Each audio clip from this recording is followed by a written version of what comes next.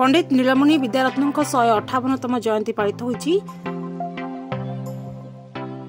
जिला संस्कृति विभाग कटक पक्षरु बांकी बैदेश्वर ठारे जिला स्तरीय 158तम विद्यारत्न जयंती पालित होइछि।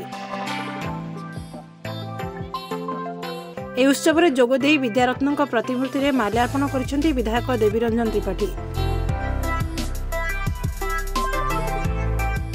पंडित नीलमणि विद्यारत्न जयंती अवसर में तांको गभीर श्रद्धांजलि जन्मस्थान जनइबा सहित ए पवित्र माटी आमे निजको गर्वित अनुभव करूँ।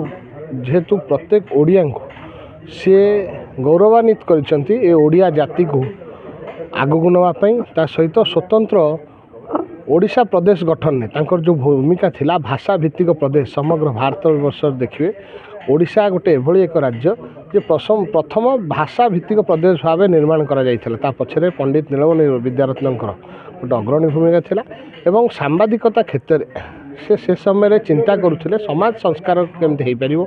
विभिन्न प्रकार जो कुसंस्कार थिला सामाजिक व्याधि थिला दूर करा जाय तांकर लेखनी माध्यम बारंबार से लिखुथिले परिप्रकाश करुथिले एवं लोकंक भितर गोटे आंदोलन मध्य ताकू नेकी से गठन करथिले। आज तांकर जयंती अवसर में गभीर श्रद्धांजलि ज्ञापन करने सहित ए ओडिया जाति को आगू नवाई सब बेले आमे तांकर चिंता विचारधारा सहित आमे उद्बुद्ध हो आगू बढ़िया आमे समस्ते आज शपथ नेबार आवश्यक। आज एक पवित्र दिवस केवल आम बैदेश्वर नुह सारा ओडिशा पाई आज उत्कलर चिरबंदनीय प्रातस्मरणीय सांबादिक जगतर गुरु द्रोणाचार्य स्वतंत्र ओडिशा प्रदेश गठन जे आद्य बिंधाणी महान सारस्वत आलेख्य पंडित नीलमणि विद्यारत्न 158तम जयंती बैदेश्वर यही स्थान में यही माटी जो 157 वर्ष तले जन्मग्रहण करते पवित्र पीठ में आम आज ओडिशार विभिन्न अंचल बुद्धिजीवी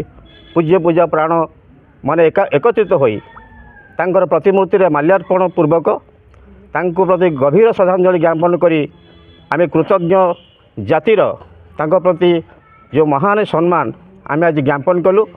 पंडित नीलमणि विद्यारत्न 57 वर्षर आलेख्य ए जाति पाई ए पीढ़ी पाई जुग जुग पाई तांकर अम्लान कीर्ति अक्षीण हो रहिबो कुहा जाई परिबो नाही।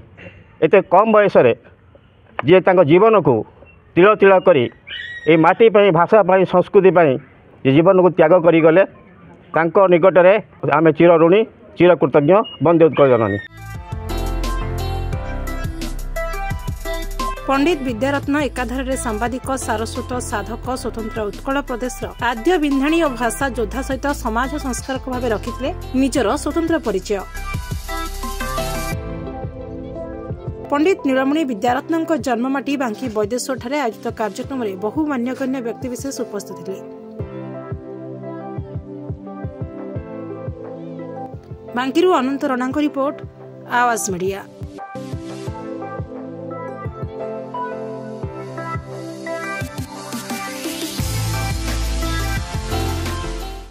Please subscribe Awaaz Media on YouTube.